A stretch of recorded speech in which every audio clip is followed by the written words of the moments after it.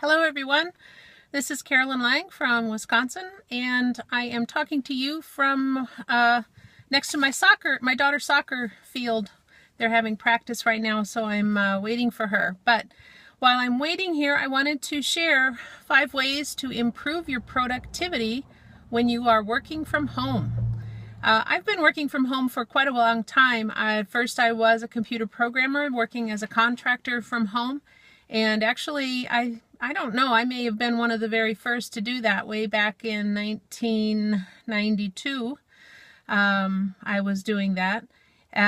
Thankfully I was able to keep my job when I wanted to stay home with my kids, but anyways, I digress. So that was something that I had to learn along the way, was how to stay productive when you're at home. I mean, a lot of times you hear about people working in their jammies and so on, but really it isn't necessarily a very productive way to work. Maybe comfortable, but not necessarily productive. So the 5 tips for improving your productivity are: number 1, get dressed. I followed the Fly Lady, is what her name, and it was not because she was a fly, but it was something about being able to shoot, I don't remember. Anyways, but Fly Lady, if you look her up, it's about cleaning your house and figuring out routines and so forth. And the one thing that she always said was get dressed to your shoes.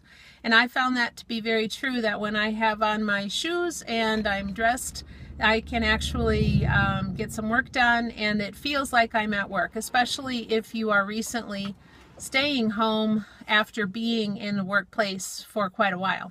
So get dressed. And get dressed in your uniform. It may be just jeans and a t-shirt, or shorts and a t-shirt in the summertime.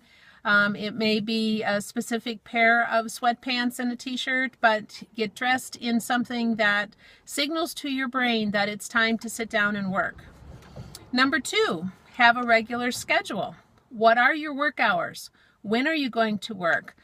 Are you going to work for a couple of hours in the morning and then take a break at lunchtime and do some of your household chores or errands? Are you going to work when your kids are at school? Are you going to work late at night after your kids are in bed? When is your regular work schedule going to be? That way, again, it signals to your brain it's time to focus and get to work. Number 3 is having a dedicated workspace. When you have a dedicated workspace, then all your materials are there. You don't have to set up, tear down, set up, tear down. It might be difficult for you to do that, but even if you have a card table or one of those fold-up tables in a spare bedroom or in your bedroom for the time being, that way you have your materials that you need to do your work right there, and you're able to sit down and start right away.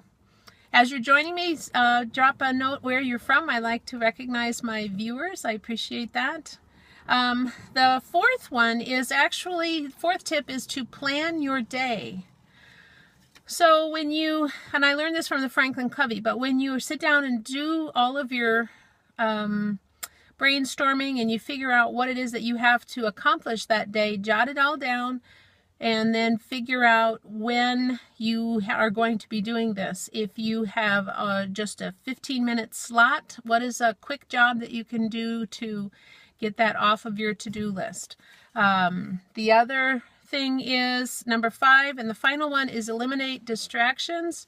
And with that, I will have a distraction getting in my car right now as my daughter's finished with her soccer game.